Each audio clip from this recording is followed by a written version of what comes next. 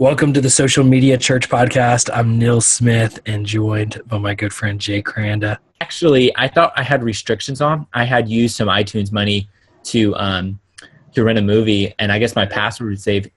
I woke up the next morning, I had $45 of charges that he had charged, and I hadn't turned on the restrictions, I guess, effectively. This isn't safe, this technology. And I hear that's a common challenge for parents is how do I let my kids use this technology? It's so intuitive to them, but how do I protect them? How do I shelter them? How do I create safeguards for them to use it effectively? And for us, we've definitely become more aware of the history of what he's watching, and so we make it very clear here the guidelines. We tend to not allow him to just freely browse on YouTube. We kind of let him. 9% of people's heads. The circle, I would say, is still going to be maybe over about 50% of people's heads. It's at the end of the day, it's still complex.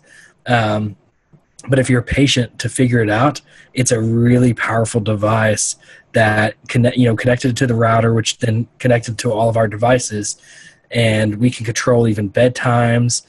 We can control which apps they can use or not use. I definitely feel like, we were talking about this before, moving on, like talking about Netflix. They have they did something cool this year for New Year's Eve. They provided, kids countdowns. So I would say when it comes to Amazon Prime, and Netflix, 90% of it is stuff our kids are watching. They've done a great job of that kids experience in creating you pick a profile when you log in, and they can only watch certain things or recommend certain things. So I feel much more comfortable on those platforms. I think looking at trends like Netflix, like, YouVersion's doing stuff, Group Public, check that all out and figure out how you can do this strategically.